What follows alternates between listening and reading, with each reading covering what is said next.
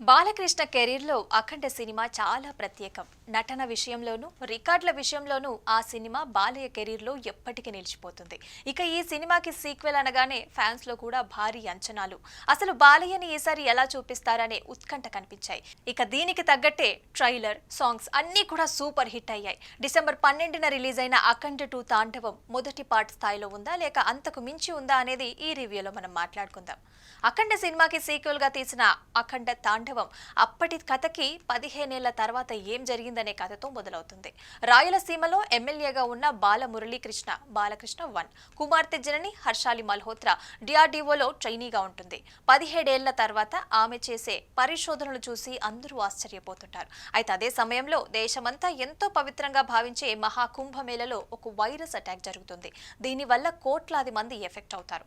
అయితే తాను కనిపెట్టిన ఒక వ్యాక్సిన్ ద్వారా ఈ వైరస్ ని అరికట్టవచ్చని జనని గుర్తిస్తుంది. దీంతో తన సీనియర్ సైంటిస్ట్ సంయుక్తతో కలిసి ఈ వ్యాక్సిన్ ని పెద్ద మొత్తంలో రెడీ చేస్తారు.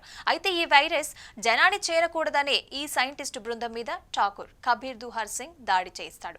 అయితే అప్పటికే కొన్నాళ్లుగా హిమాలయాలలో తపస్సు చేస్తున్న అఖండ రుద్ర సికందర్ అఘోరా బాలకృష్ణ 2కి ఈ విషయాన్ని గ్రహిస్తారు. ఇక జనని ఆపదలో ఉందని తెలుసుకొని తనని ఆపద వస్తే రక్షిస్తాడని ఇచ్చిన మాట కోసం తిరిగి వస్తాడు. మరి తిరిగి వచ్చిన ఆ అఖండ ఏం చేశాడు? అసలు కుంభమేళ సమయంలో గంగలో వైరస్ కలిపింది ఎవరు? దీని వెనుక జరిగిన కుట్ర ఏంటి?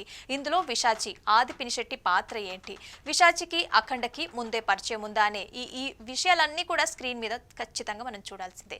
ఇక బాలయ్య సినిమాలని భూతద్దంలో పెట్టి చూడటం, లాజిక్స్ వెతకడం కరెక్ట్ కాదు. ఈ విషయం బాలయ్య ఫ్యాన్స్ కి కూడా బాగా తెలుసు. ఎందుకంటే అసలు థియేటర్స్ కి వచ్చేదే బాలయ్య వేసే ఆ స్టెప్పులు, ఆ మాస్ ఎలివేషన్స్, డైలాగులు, ఆయన యాక్షన్స్ చూడటానికి. ఇక ఇందులో ఇదిలా ఉంది అదదా ఉంది అనే పేర్లు అయితే పెట్టడం నందమూరి ఫ్యాన్స్ ఎప్పుడో మర్చిపోయారు. వాళ్ళకి కావాల్సిందల్లా ప్యూర్ బాలయ్య స్టైల్ మ్యాజిక్ అంతే. ఇక అఖండ 2 తాండవం అయితే ఆ విషయంలో ఫ్యాన్స్ ని ఎక్కడా కూడా ఏమాత్రం నిరాశపరచలేదని చెప్పుకోవచ్చు. ఎందుకంటే సినిమా ఫస్ట్ హాఫ్ లో బాలయ్య ఎంట్రీ, భారత్ మీద పక్క దేశం పన్నిన కుట్ర, సంయుక్తతో బాలయ్య వేసిన మాస్ స్టెప్లతో అలా అలా బోయపాటి ప్లాన్ చేశారు. నిజానికి ఫస్ట్ హాఫ్ చూస్తున్నంత సేపు ఆడియన్స్ కి ఏందిరా తాండవం అన్నారు కానీ ఎక్కడ చప్పుడే లేదన్న ఫీలింగ్ వస్తుంది. కానీ ఎప్పుడైతే అఖండ ఎంట్రీ వస్తుందో అప్పటి నుంచి సినిమా అమాంతం పరిగెడుతుంది. ముఖ్యంగా ప్రీ ఇంటర్వెల్ ఫైట్ ఏదైతే ఉందో, త్రిశూలం పట్టుకొని బాలయ్య చేసిన ఆ ఫైట్ కి రివ్యూవర్లే చాలా మంది క్లాప్స్, విజిల్స్ తో తెగ ఎంజాయ్ చేశారు. ఇక బాలయ్య ఫ్యాన్స్ అయితే సీట్లో కూర్చోవడం కష్టమే. మంచు కొండలలో విలన్లని తన శూలంతో బాలయ్య పొడిచి పొడిచి చంపడం, అక్కడ తమన్ మ్యూజిక్ తో ఇచ్చిన తాండవం మామూలుగా లేదు. అయితే ఇందులో కొంతమంది ఆడియన్స్ కి లాజిక్స్ కనిపించొచ్చు కానీ బాలయ్య ఫ్యాన్స్ కి మాత్రం ప్యూర్ మ్యాజిక్ మాత్రమే కనిపిస్తుంది. ఇక ఇంటర్వెల్లో అమ్మయ్య సినిమా అందుకుంది, ఇక తాండవమే అనుకుంటూ ఆడియన్స్ ని సెకండ్ హాఫ్ కి తీసుకొచ్చాడు బోయపాటి. ఆ తర్వాత మళ్ళీ కాస్త సినిమా స్లో అయినా కూడా సెకండ్ హాఫ్ లో మాత్రం అఖండ విశ్వరూపమే చూపిస్తాడు. అక్కడక్కడ దేశం, ధర్మం, హైందవం, రామాయణం, మహాభారతం, భాగవతం ఇలా ప్రతి దాన్ని టచ్ చేస్తూ పడిన ఆ డైలాగులు కూడా థియేటర్లలో బాగానే పేలాయి. ఇక కాంగ్రెస్ సీనియర్ నేతలకు కూడా అక్కడక్కడ సెటైర్లు కూడా వినిపించాయి. ఆది పినిశెట్టి చేసిన విశాచి క్యారెక్టర్ ఎంట్రీ ఇచ్చిన తర్వాత మాత్రం సినిమాలో అస్సలు ఫిక్షన్ అనేది మొదలైంది. ఇక అఖండ, విశాచి మధ్య ముందు జరిగిన గతం, ఆ తర్వాత ఇద్దరి మధ్యలో జరిగిన ఫైట్ సీన్ కూడా విజిల్స్ వేయించింది. అప్పటి వరకు శూలం పట్టుకుని శివుడిలాగా తాండవం చేసిన అఖండ అక్కడ హనుమంతుడి గద తీసుకుని బాదటం ఇవన్నీ కూడా గూస్ బంప్స్ తెప్పించేలాగా ఉంటాయి.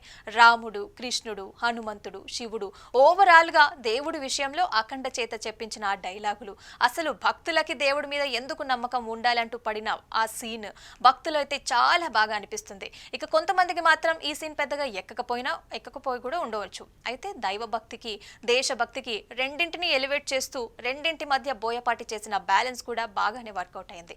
అలాగే సెకండ్ హాఫ్ లో అమ్మ సెంటిమెంట్ సీన్లు కూడా బాగా వర్కౌట్ అయ్యాయి.